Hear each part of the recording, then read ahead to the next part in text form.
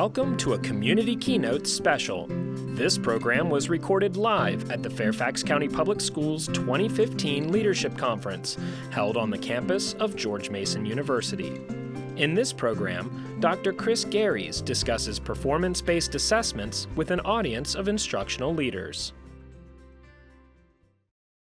We have another excellent presenter for you this afternoon. Dr. Chris Gareis is an associate professor of educational leadership in the School of Education at the College of William and Mary in Williamsburg, Virginia. Dr. Gareis began his career as a high school English teacher and soccer coach. He has taught in both public and private school settings and has been an assistant principal, and assistant to the superintendent. He is the author of Teacher-Made Assessments, How to Connect Curriculum Instruction and Student Learning, which was just released this past spring as a revised and updated second edition. Dr. Gareis engages in research and development on current issues, including classroom-based assessment, teacher preparation, mentoring, teacher evaluation, teacher compensation, strategic planning, and program evaluation. Does quite a bit of stuff, doesn't he? In addition to teacher-made assessments, he has co-authored a variety of books. He was honored to be a co-recipient of the first School Technology Leadership Research Award from the University Council for Education Administration in 2007, and received the Charles Clear Research Award from the Virginia Education Research Association in 2009. In 2011, he had the special honor of guest lecturing at Yunnan Normal University, and then consulted with educators in schools in Kunming, China. In 2013, he addressed the Asia Pacific Education Assessment Conference in Singapore as an invited spotlight speaker on the topic of teacher-made assessments. Dr. Gareis and his colleague Leslie Grant received the award for communicating research, accountability, evaluation, and/or assessment to lay audiences from the American Educational Research Association. His wife is a preschool teacher and director, and they have 3 children, ages 12, 15, and 18. Please join me in welcoming Dr. Gareis to the stage. Thank you very much. Thank you. Well, good afternoon, Marty. Thank you very, very much. I'm very, very pleased to be here. It's a real honor for me, although the challenge is quite clear. First of all, I understand that I sort of missed my cue. Am I supposed to slap you on the rear end right now? I wasn't here this morning, but I heard about that. And I told Marty, I said, I don't know if the bar has been set really, really high for me or really, really, really low. I don't know. But I did hear about this morning's speaker, a dynamic, entertaining person, highly accomplished, first female fighter pilot. And then this afternoon, you get Chris Gareis, teacher-made assessments. Possibly the least sexy topic in a profession that has no sexy topics whatsoever. And you've just had lunch, and as Marty said, you've had a host of great speakers and a very full day. And by my reckoning, it's about nap time. So the bar has been set extraordinarily low.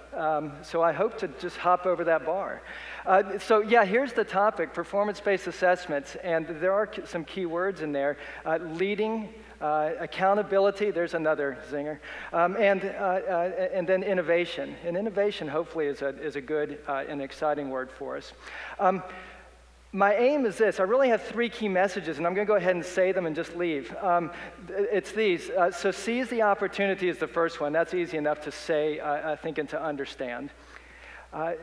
Expertly apply what we might call assessment literacy, the ability to create and use assessments to progress student learning. And then to view this change that I'm going to speak about, that I think everyone here knows about, but I hope to give some illumination to view this change systemically. We all know about systems thinking, but oftentimes we study it theoretically and don't think about what it looks like in the real world, but to view this change systemically. So those are my 3 key messages. But I'll tell you, for those of you who don't know me, and most of you don't, I'm a highly visual person. It helps me to see things. So I'm going to show a lot of images up there, and I'm breaking all kinds of PowerPoint rules because there's going to be more images than you have time to take in. There's going to be more information up there than you have time to take in. But many of these images are just going to give you an idea for things. But these are the 3 key messages that I intend to share with you this afternoon. So in the spirit of keeping things lively, let me cite the Code of Virginia. And so some of you are probably aware of this particular change that has occurred just this past year, and that is that the Commonwealth of Virginia has done something that I truly believe is wise and a wonderful thing. And I mean what I just said. It is a wise and a wonderful thing. What they've said is, we're going to take away some of the SOL tests. This is something we've been asking for 15 years. We have whole movements called opt-out movements across the country saying enough already with the testing. So here in Virginia, our leaders are saying we're going to take 5 of these assessments off the table. However, you, dear educators, us, you've got to replace them with something that serves the same purpose. To me, it's a fair deal. In fact, it's a wonderful deal. What it says is, we trust you and your expertise to do this. We're going to take these off. It doesn't mean you're absolved of the responsibility or accountability. You've got to replace them. That's the change in the Code of Virginia. These, as you know, are the 5 assessments that were taken off the table this past year. So grade 3 history, grade 3 science, and then 5th grade writing, and then U.S. history, first part and second part. And even if you don't teach or aren't an administrator in the school at one of these levels, the fact of the matter is that there's an opportunity for this to advance to other, or to grow to other assessments, SOL assessments as well. So this is germane to all of us. It's starting with these 5. So what does the state mean by locally developed alternative assessments? So 5 tests are taken off the table, and we have to develop assessments to take their place. Well, what it can mean is locally developed tests. Let's do the math on this. The state says we're going to take away a 45-question multiple choice test, and you guys need to replace it. So we might go, well, 45-question multiple choice sounds good to us now. In fact, as I engage in some of the work around performance-based assessments with teachers, we usually get to a point where teachers go, you know, it would just be awfully nice not to be creating a performance-based assessment. This is sort of laborious. Let's just create a good old-fashioned test, because it is labor-intensive. But good work usually is. So it can be a locally created test, but that's not the intent. The intent that Steve Staples, our state superintendent, has said is that there's a window of opportunity, and through that window, we need to embrace something, and the language that's being used is authentic performance-based assessments. That's the language wrapped around. So it's locally developed alternative assessment, but then we've been given even more specific guidance. The intent is that these be authentic performance-based assessments. So here's a definition of performance-based assessments. Here in Fairfax, you all have your own definition. I've seen it. It's very much like this. I'm quoting Linda Darling Hammond here, and it's from a book titled Beyond the Bubble Test, How Performance Assessments Support 21st Century Learning. I love the title. It speaks volumes. But the definition is very, very similar to what you all have here in Fairfax. So I've highlighted part of it. These types of assessments reflect the kind of reasoning, the kind of performance that's required beyond the classroom. And when I say beyond the classroom, and when Linda Darling Hammond says beyond the classroom, she means beyond the classroom for an 8-year-old, but she also means beyond the classroom for an 18-year-old, beyond the classroom for a 38-year-old, I'm getting closer to my age now, a 48-year-old, past that, an 88-year-old, not close to that, but the idea is it's relevant to someone of any age, potentially, not all at one time, mind you, but relevant beyond the classroom, whether it's relevant right now here in my life as a kid or my life that I'm envisioning in the future, or that the adults around me are envisioning for me. So this is what Dr. Staples has also said. And just a year ago in Lunenburg, he made this comment, and I think it's an important one for us to be reminded of. He said, your expertise, and let me drop the why there, our expertise, our leadership, our proficiency is going to determine how well we can fill the void of these SOL tests. Now, anyone who's taught science or appreciates and loves science knows that nature abhors a vacuum. That means when a vacuum is created, when something goes away, something's going to fill it. And what Dr. Staples is saying is, so a vacuum has been created, either you fill it or someone else will. And their name probably begins with P and ends with Earson. But so it's either us or somebody else to fill the void of these SOL tests that have gone away, but it requires our leadership and our expertise. So that's point number one. point number one is that we have this opportunity in front of us, and I believe, and I'm not just blowing smoke here, I believe we've got to seize this opportunity. Otherwise, the opportunity is going to go away. We've been asking for this, as I've already mentioned, for 15 years. And here it is. Here it is. So the thing is, performance-based assessments are not new. They're not new at all. I started teaching in 1988, and I can't see you all very well, but anyone 88 or earlier? Just a quick show of hands, it's okay. All right, so they're a good number of you. It's getting fewer as the years go by. So I started teaching in 1988, and I didn't know it then, but I was using performance-based assessments as a high school English teacher many times, not always, but I was trying to do things that I would say now would smack of performance-based assessments. In fact, if you look at the literature, a lot of work was going on in performance-based assessments. They are not new. So I'm going to give a quick little history lesson here. And I like to call this the rise, the demise, and the rebirth of performance-based assessments. It's just a history lesson in 3 parts. So here's the first part of it. This is the rise of performance-based assessments. Look at this quote with me for a moment. We need a new philosophy of assessment. I love that. A new philosophy of assessment in this country that never loses sight of the student. To build such an assessment, we need to return to the roots of authentic assessment. Return to the roots. In 2 different ways that the speaker has said redundantly, return to the roots. So this has been around before, of assessment of performance of exemplary tasks. Now let me give you the citation. Grant Wiggins, God rest his soul, he passed away this past spring. 1989, Grant Wiggins is saying, we need to return to performance-based assessments. This is not new. They've been around for a long time. This has been part of good practice for a long, long time. Now, I overheard this conversation last year. It was early last fall, very early in the school year. 2 teachers, and one of them said, you know, we have a generation of teachers who have never known anything but the SOLs. Anyone who's been teaching since 2000 or so, 1997, 98, the SOLs have predominated our lives. So we have a host of teachers and building administrators who have never known anything but SOLs. Anyone remember the LPT? Literacy passport test? Yeah, you kind of long for the days, don't you? Yeah, of the LPT. So my point is that the SOLs have been around for a good long time now, and we forget that we have a generation of teachers who have only known this. In fact, we now have a whole generation of teachers coming in who have only known SOLs as students. So this is a way of thinking. A quote from 1989, Grant Wiggins, doesn't mean much if this is what you've been used to. And then, for those of us who have been around for a while and lived through the transition, that second quote is germane. The rest of us have been conditioned for the past 15 years. You know, SOL item format. Not that this is bad. Accountability is not bad. Standards of learning themselves, not bad. In fact, I embrace a state curriculum. I like the idea of a framework like that. But we all know there have been unintended consequences. Third part of the history lesson, the rebirth. So here's a recent quote. Just last year, it's Herman and Lynn, Joan Herman and Bob Lynn.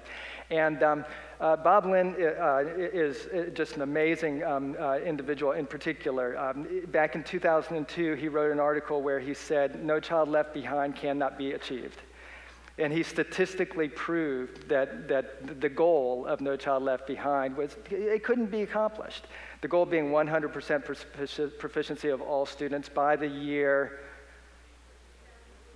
2014. So Bob Lynn says, it's a great idea, it's a neat name for a law, but it can't be done.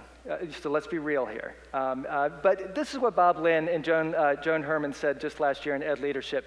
History suggests that a standard by standard approach to teaching and learning does not work. It's one of the problems of our curriculum framework. It breaks things down into standard by standard. You know, good teachers break things down for students. Great teachers help to put it back together. And that's part of what we're missing. Keep that image in your mind, that putting it back together. Great teachers help to break things down for students. Great teachers help students to put it back together. So Joan and Bob said, consider how specific standards and evidence targets can be integrated in the development and demonstration of these major competencies, the big things that kids are going to do in life, through appropriate performance tasks. So there's a pretty clear call at the national level for us as well.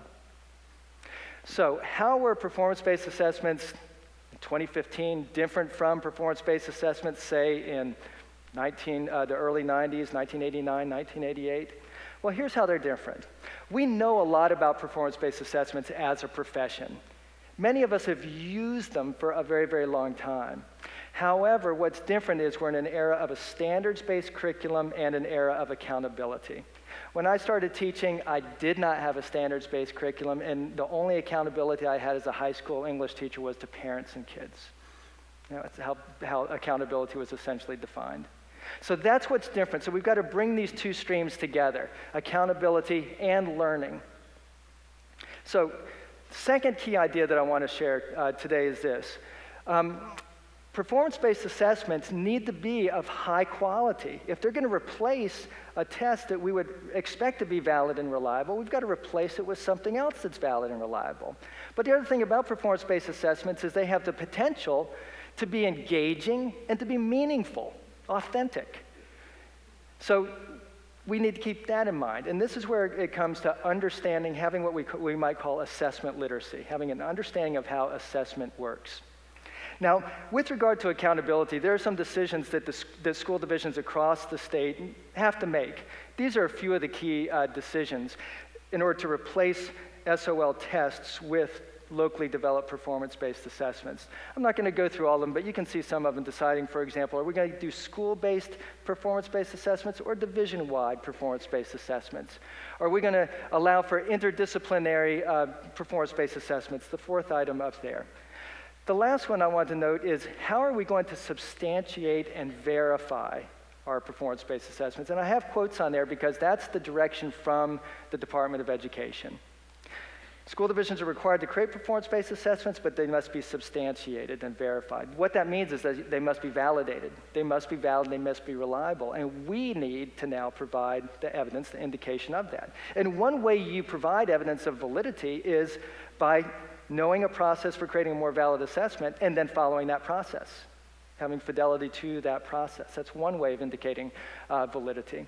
The work that my colleague Leslie Grant and I have been doing for about 10 years now has been in this area of what we call assessment literacy. We've spent a lot of time here in Virginia, across the country, and other countries as well. In fact, I began my summer in Singapore doing work that's in this vein of assessment literacy, helping teachers just create better classroom tests. Unit assessments, common assessments across a department is a typical approach that we're taking with teams of teachers. But assessment literacy as a concept is the ability to create and use valid and reliable assessments to progress student learning. Every teacher should be assessment literate. And we all know how to make assessments, but the fact of the matter is, of the 5 broad domains of professional responsibility, planning instruction, delivering instruction, assessing student learning, managing the classroom, and professionalism, those 5, that's typically the big 5. It's this one. I'm not going to turn around, see a couple of you laughed, middle school principals. It's this one, assessment, that is the relative weakness for most teachers. There's considerable evidence about that. So we've been doing a lot of work in this area. Well, if that's true of creating just a good old unit test as a 9th grade English teacher or a 6th grade math teacher, well, it's also going to be true for creating a more complex, more rigorous, more relevant performance-based assessment. So this visual model just indicates the way we've conceptualized assessment literacy. At the core is this notion that we need to align curriculum, that's the C, instruction, how we help kids achieve the intended learning outcomes of the curriculum, and then assessment, what evidence will accept that students have demonstrated the curricular intents. It's a visual model. You don't need to take it all in. I'm sharing it just to let you see that there is a way of thinking about assessment, and there's a set of skills associated with creating more valid and reliable assessments. And you'll see also off of here at the very bottom at the 6 o'clock position, that little acronym PBA, performance-based assessments. Because at the core of creating good performance-based assessments is assessment literacy as well. So here's a assessment mini lesson, if you will, assessment in a nutshell. Every assessment must be a reasonable proxy for whatever it is it intends to measure. That's the basic idea. Another way of thinking about it is that our curricular intents, our intended learning outcomes, need to be equal to the assessment, or the assessment needs to be equal to our intended learning outcomes. It's a simple little equation. And then, of course, it makes sense that our instruction would align to that. If we intend for students to know, to be able to do, to value or believe certain things, like not only to know science content, but to engage in the scientific method and to appreciate the nature of science, why we engage in science, the dispositions or values of science, then we want to teach in ways that bring about that knowledge, that set of knowledge, those skills, and the dispositions or values as well. This is assessment in a nutshell. But here's another way of conceptualizing assessment. You know, one thing that's happened in the standards-based era is we've gotten imbalanced. Big A external standardized assessments have kind of won the day. They've become the coin of the realm, if you will. And what we need is a more balanced approach to assessment. This is one way of thinking about a balanced approach to assessment. You know, on the left-hand side is just a little dot there. And that represents a discrete point of knowledge or a discrete skill, the kind of thing that a classroom teacher might use an exit ticket to check for understanding. So did the kids get this today? Did they have this? I was focusing on this skill or this set of knowledge. Let me sample and see. That's why I might ask a question, have students raise their hand, or have them turn and talk, just to check for a discrete point of knowledge. No shame in that. It's a good thing. We call it formative assessment when we use that information to make decisions. This next representation is what we might think about as a comprehensive set of knowledge and skills. And each of those little dots is intended to represent, say, a question. Just as an example, it could be a question on a multiple choice test. And you can visualize that second one and think, you know, if there are 45 little dots up there, that's basically what an SOL test does. Here's 45 questions, and from these 45 questions, we're going to infer that they have this understanding of U.S. History 1. From these questions that they've responded to. That's how it works. There's no shame in that. That's one of the ways we assess. We sometimes need to teach and assess for breadth, but we all know it's a basic principle of curriculum. When you go for breadth, you sacrifice depth. So a balanced assessment system brings in a third way of thinking about things, and that is to achieve depth. Now, remember, the proviso is you go for depth, then you lose some breadth. It's true for curriculum, it's true for assessment too. Because remember, C equals I equals A, and I took enough math to know that if there's equal signs between all of those, it doesn't matter how I mix them up, the equal sign always stays there. So if it's true for A, then it must be true for C also. If it's true for assessment or true for curriculum, then it's true for assessment as well. So this third one represents what I call a cogent set of intended learning outcomes. It's a set of learning outcomes that's like a lattice work. It's knowledge, it's skills, it's dispositions of an important subject area competency like scientific method, like the ability to compose a persuasive essay for a real audience on a real topic of relevance to somebody, including the writer and including the reader. Just as a couple of examples. The ability to engage in historical thinking and create an argument based on historical fact and reasoning. That's a cogent set of intended learning outcomes. And the way I've represented it up there, it's a little hard to see from your seats, but it's certainly not individual dots. Instead, it literally is a lattice work. It's a different way of thinking about intended learning outcomes. It's not better or worse than the other representations. These are all part of a balanced way of thinking about curriculum and, therefore, thinking about assessment. Now, I'm going to leave the last one in reserve for a little bit, but we'll just go ahead with the one that's shaped like this and has the lattice work in it, because that's the stuff of performance-based assessment. Okay, so read this. Okay, good. So this is a representation of the key qualities of high-quality performance-based assessments. That's my key point right now, is to share that we've got to make sure when we create performance-based assessments, they're engaging, they're meaningful, because performance-based assessments can do that, but they're also valid and they're reliable.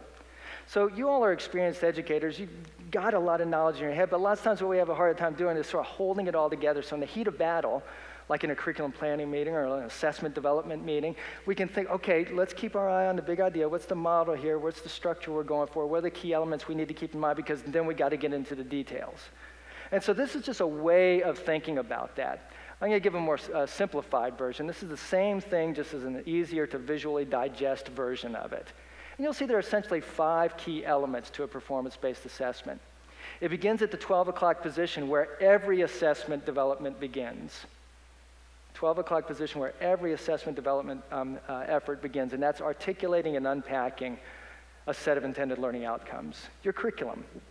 You can't create a valid assessment without, first of all, having a deep and clear understanding of your curriculum, what you intend for students to know, be able to do, value, and believe. At the bottom, at the 6 o'clock position, is the fun part, it's the performance task. It's that thing that students are going to do, the reasoning, the activity, the product, the process, the performance, whatever they're going to do that's going to be a reasonable proxy of that set of intended learning outcomes. And then what's in the middle there is sort of the mechanics of performance-based assessments. Every performance-based assessment has to have a prompt. We have to ask the students in some way to do whatever it is we're asking them to do. Then we need to think about how they're going to respond. In what way are they going to demonstrate what's in their brain? That's the response format. Is it going to be a paper? Is it going to be a diorama? Is it going to be an interpretive dance?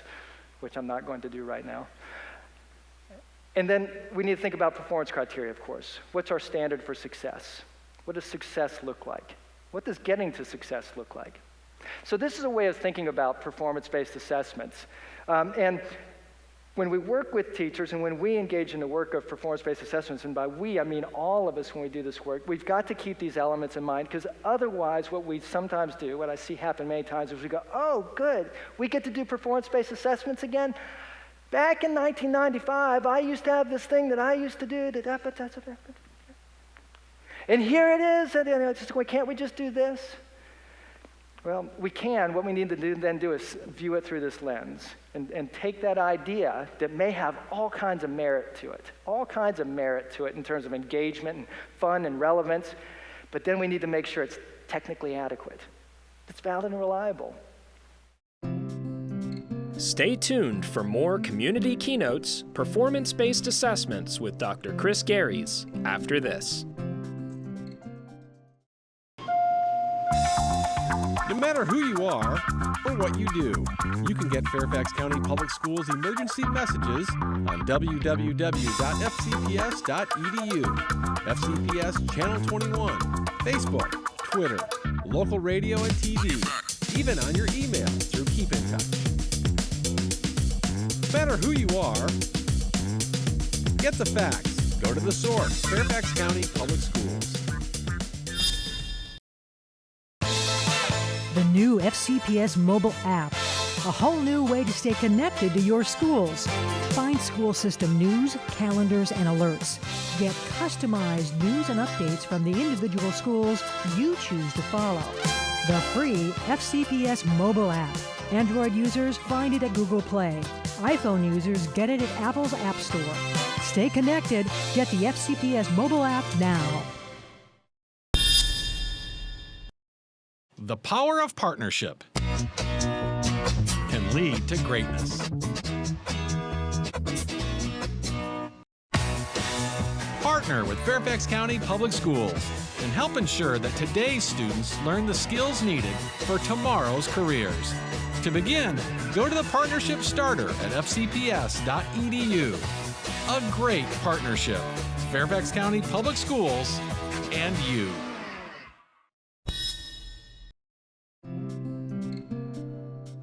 Welcome back to Community Keynotes. Now, more on performance-based assessments with Dr. Chris Gareis.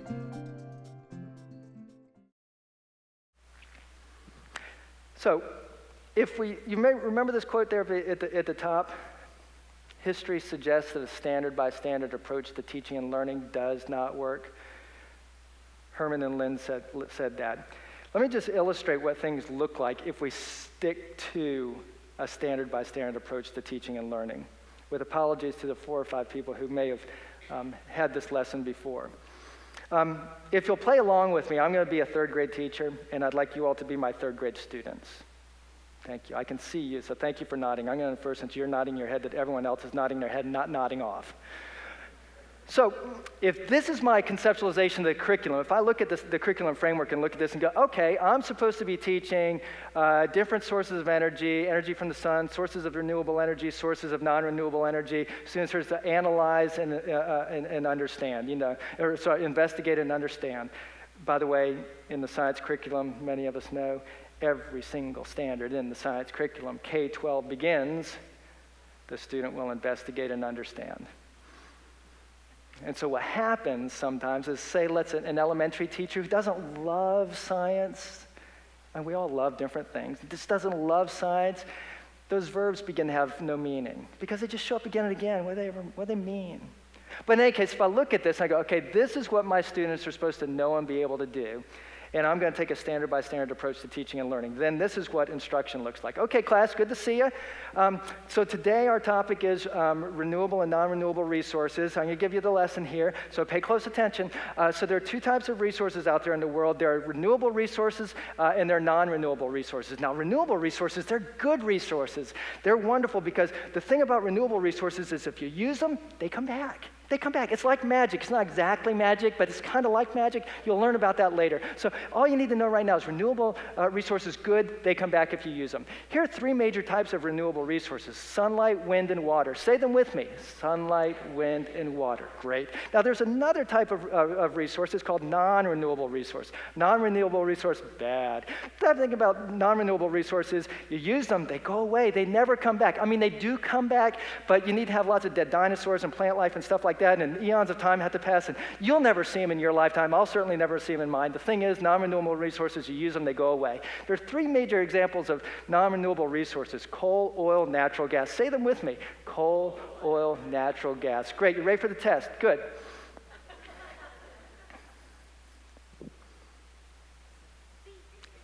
Excellent. So, are you analyzing? No.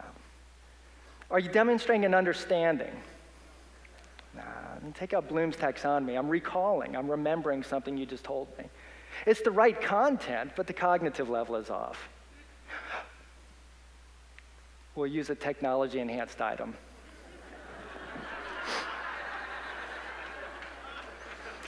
Now you got to do it virtually, mentally drag those things over. And remember, you got to get them all right to get the whole thing right. It's a lot to take in there. Give you a little extra time. Maybe your thinking looks something like this.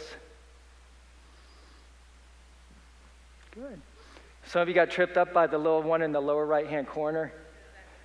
Yeah, the fire. Fire's renewable. It comes back. Yeah, that's an example of reliability. If a kid gets that wrong because they don't know the symbol for natural gas, they missed it not because they don't understand natural gas is non-renewable. What they don't understand is the symbol.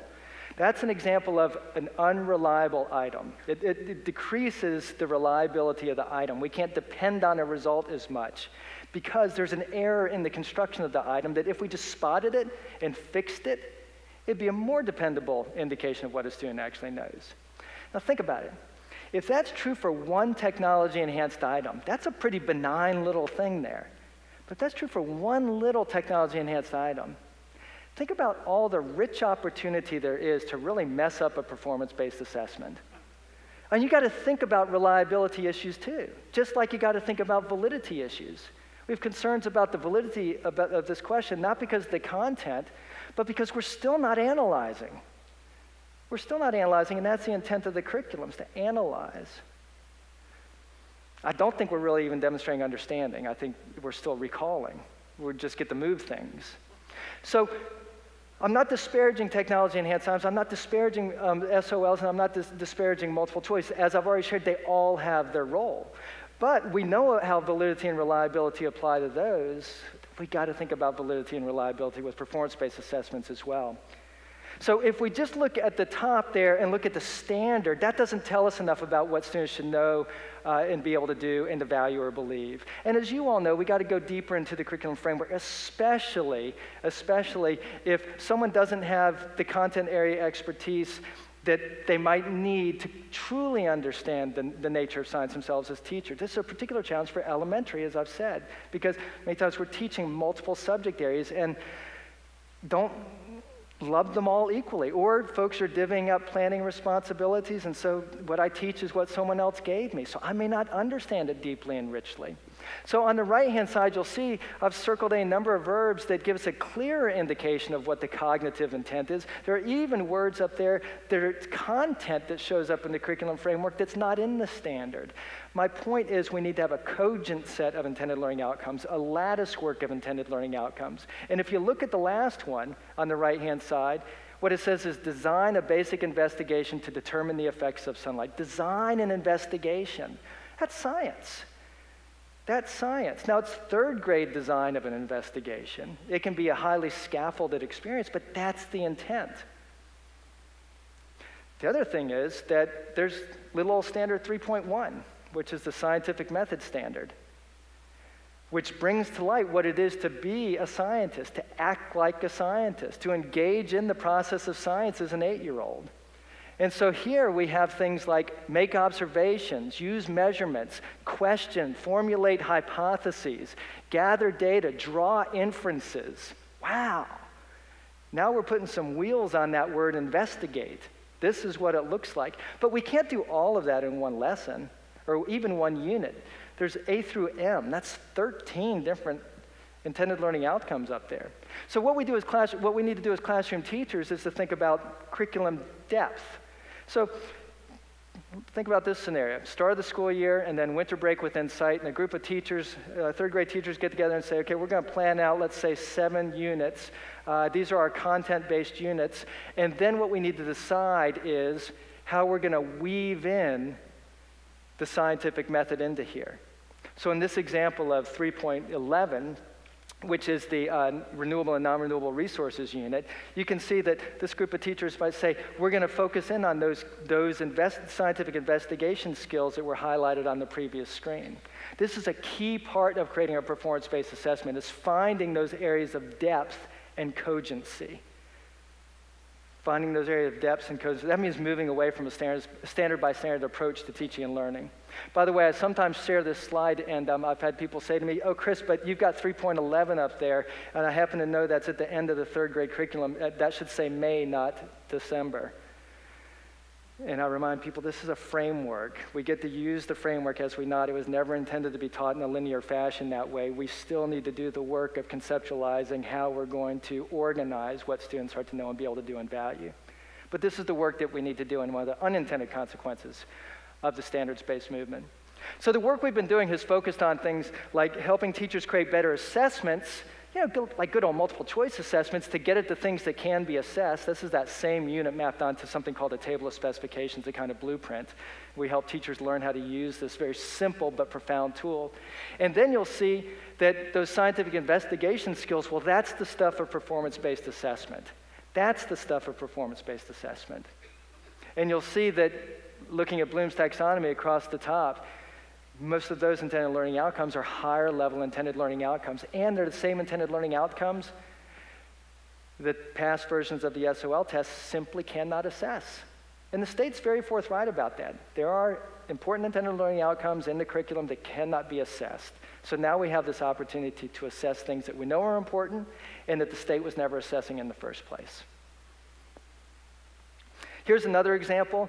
You don't need to take in all the words. It's simply from U.S. History Part 2. That's content for the progressive era, the early 1900s. And then if you look closer at the U.S. history standards, there's good old History Standard 1, historical skills. And you see things like make connections between past and present, interpret ideas, identify the costs and benefits of specific choices made, and determine the unintended and intended consequences. Wow. This is complex stuff, but that's what we do with the lens of history, the discipline of history. By the way, the one in blue, letter E, evaluate, debate issues orally and in writing. There's a little footnote about letter E. I've got that highlighted in blue too. The exception of skill E. Students should have opportunities to practice speaking and writing, but these skills are not assessed on the standards of learning tests. The state's been very forthright about this. So we have a question. Is it important for students to talk orally? And is it important for them to write about history? But the state's not assessing that, so, time's short. I mean, that's the unintended consequence. Now we have an opportunity to move away from that.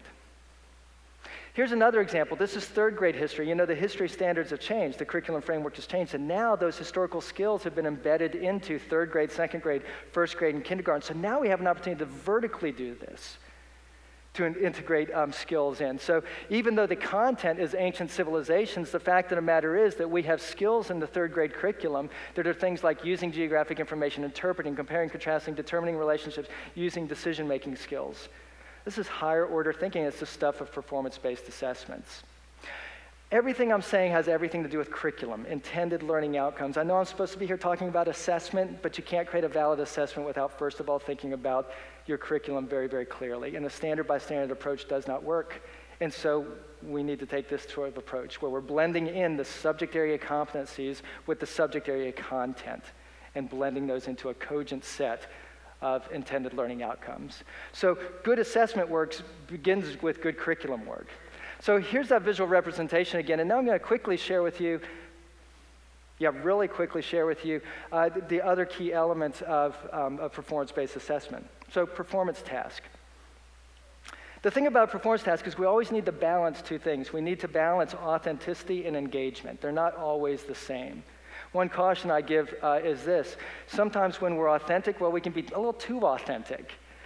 We can make it a little too infinite, a little too complex, maybe not age appropriate. And the thing about engagement is sometimes we come up with a performance-based task that just comes across as downright hokey, just not particularly appealing to young people. We think it's kind of fun. Or it can be too contrived or too predictable, too convergent and not divergent enough. This is certainly not an opportunity for us to go into depth about how to think about performance tasks and what kinds are most appropriate, but these are some of the things that I'm trying to illustrate to keep in mind with regard to the performance task as well. Here's an example of a performance task. It's written as a prompt, and I want to share this only so you could see the title. And the title is the Bistro Chef's Challenge. This was just started to be developed just last week as I'm working with a group of teachers in CTE, Career and Technical Education. So here we have a group of teachers who have said, oh, Chris, we've always done performance-based assessments. And I'm also working with this group that's health PE, visual arts, performing arts, music, CTE, so a group of these teachers. They're not required by the state to have performance-based assessments, but they've always done this. So what we're doing is we're taking their ideas and seeing them through the lens of this framework and saying, okay, take the Bistro Chef's Challenge and let's tighten it up. And now, what the school division is wisely doing, because these teachers tend to have a good idea about how to do this, they're becoming resources for the core teachers who are doing this across the division for the SOL accountability reasons. So I promised you quick. Prompt. Let's look at the three key elements. When we think about a prompt, we need to think about clearly wording to students what it is we're asking them to do. And fundamentally, there are two different approaches to this.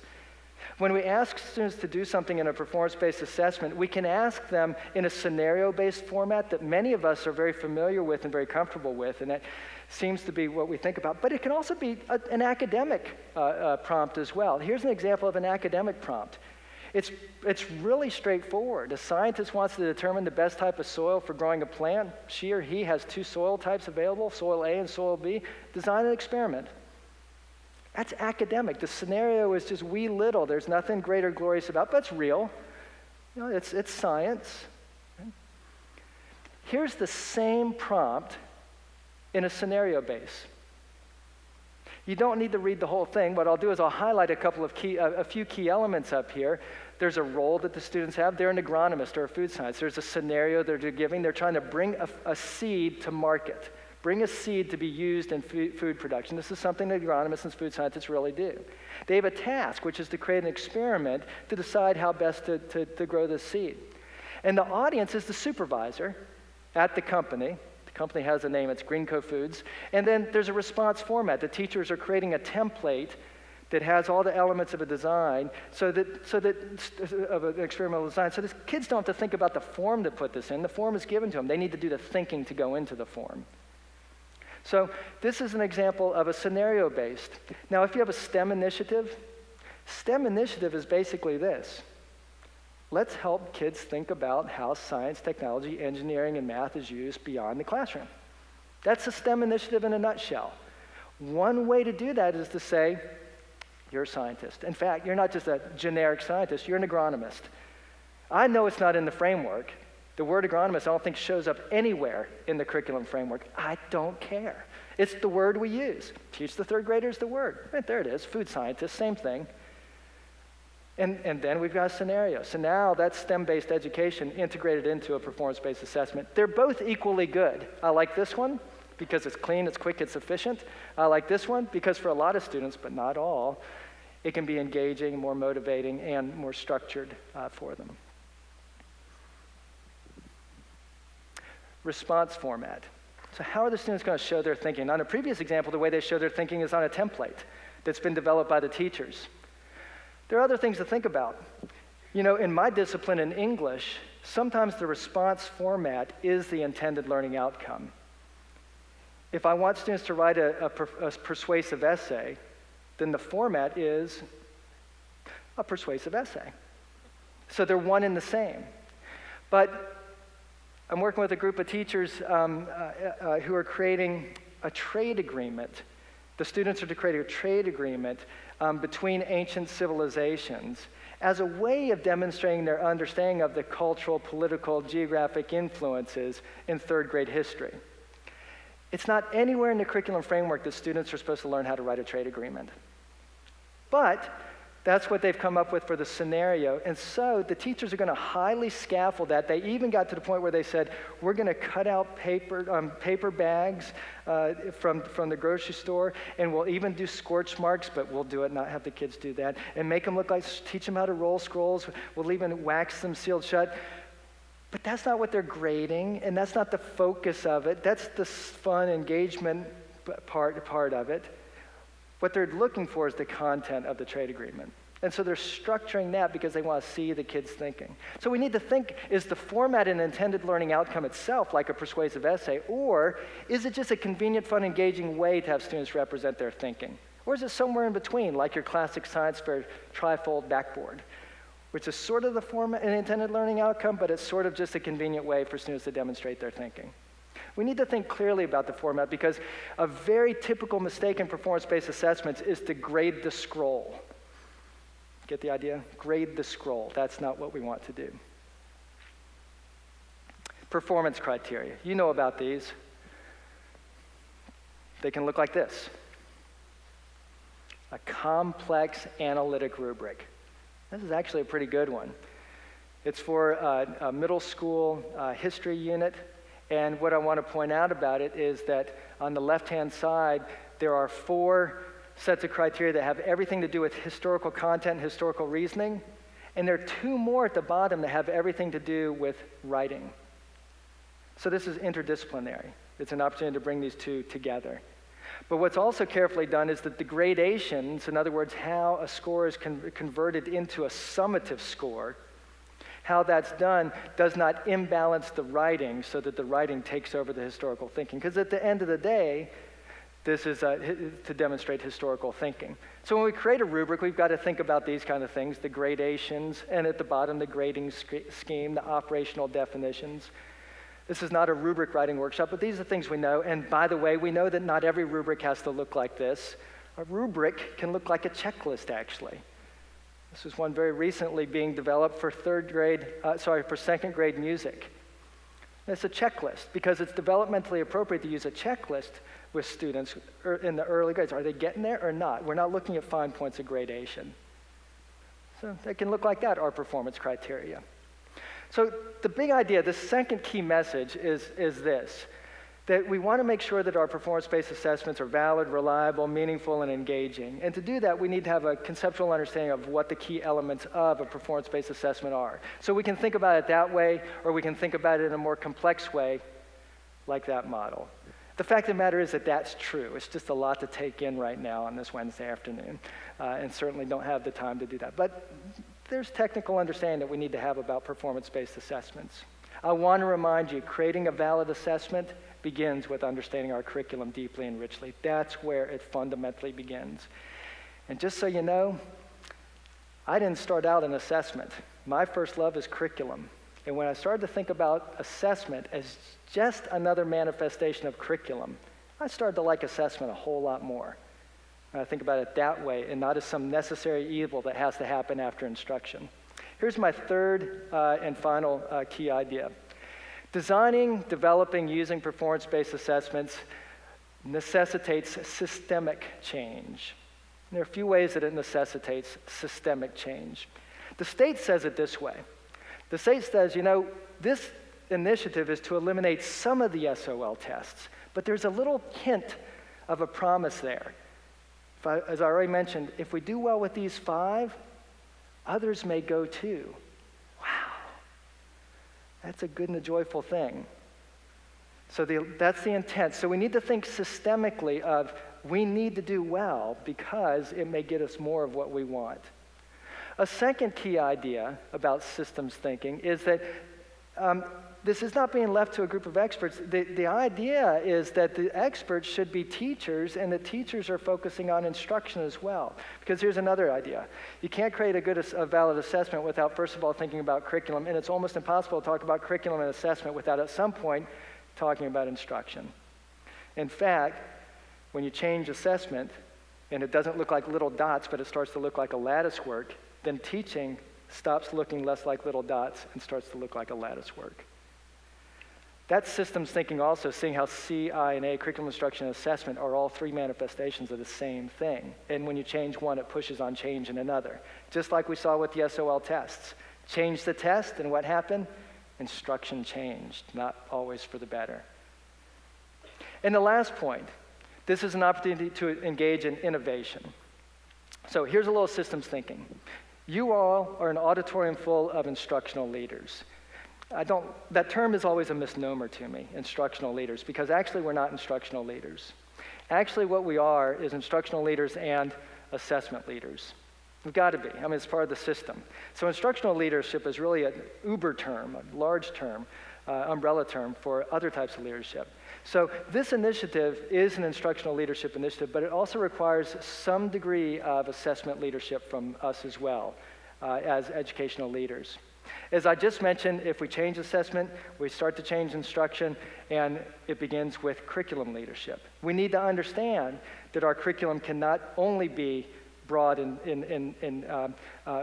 not so deep. It needs to be deep, but that means it's not going to be quite so broad at times. These are curricular decisions we need to make. I also believe that this requires teacher leadership, because I don't know about you, but when I was an administrator, there were some subject areas I didn't feel as comfortable giving advice about how to teach, because there's some things that are universal across subject areas, but quite frankly, I couldn't play the cello as a middle schooler, and I couldn't play the flute, and then I was in charge of a music program as a building level principal. I had to rely on the subject area expertise of my teachers. And so we need to tap into teacher leadership. There are a few other organization or systems levels that we need to think about with regard to this initiative. When we change to start to engage in more performance-based assessment, there are implications for how we organize schools and, in particular, time. Right now when we give the SOL test, we shut down everything. No one's allowed to move or talk to anyone for days at a time. There's an organizational implication. Well, the same is true for performance-based assessments in a way. There are going to be implications. So I want us to recognize that this is going to touch other pieces of what we're responsible for as school leaders. So then on this point of innovation and systems thinking, I'd like you to look at these 2 statements. And I'll just ask you to turn to a neighbor when you think you've identified one of them.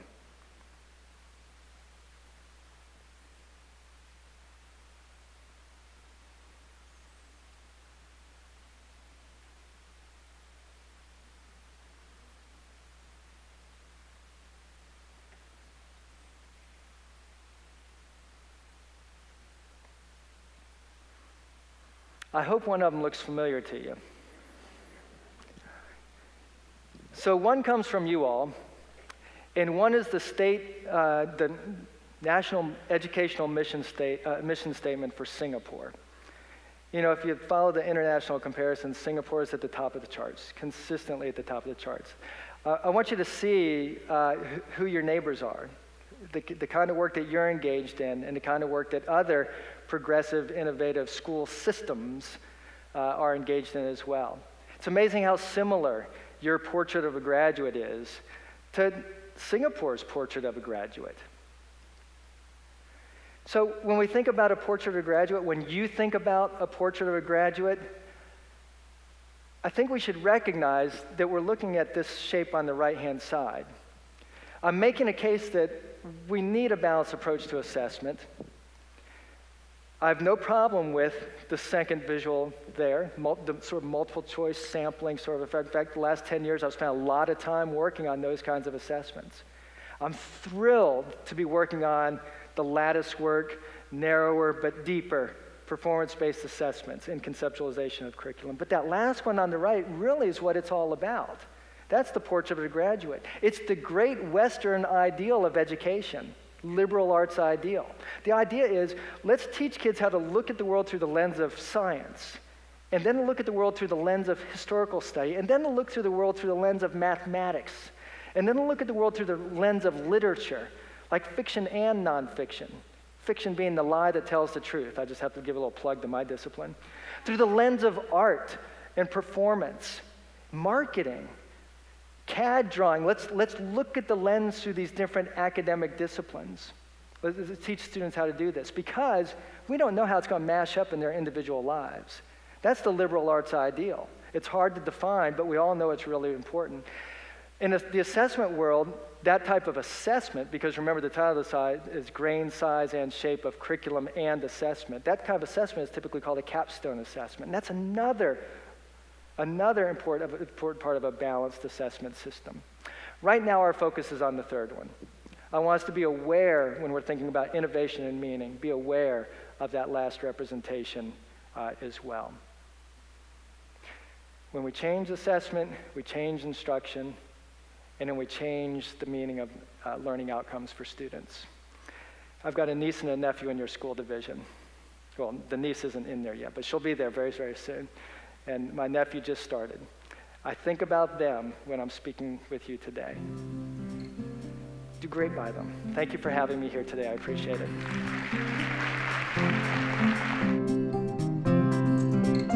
Thank you for watching Community Keynotes, Performance-Based Assessments with Dr. Chris Gareis. For more information on the Community Keynote series or other great programs from the Fairfax Network, go to the Fairfax Network website.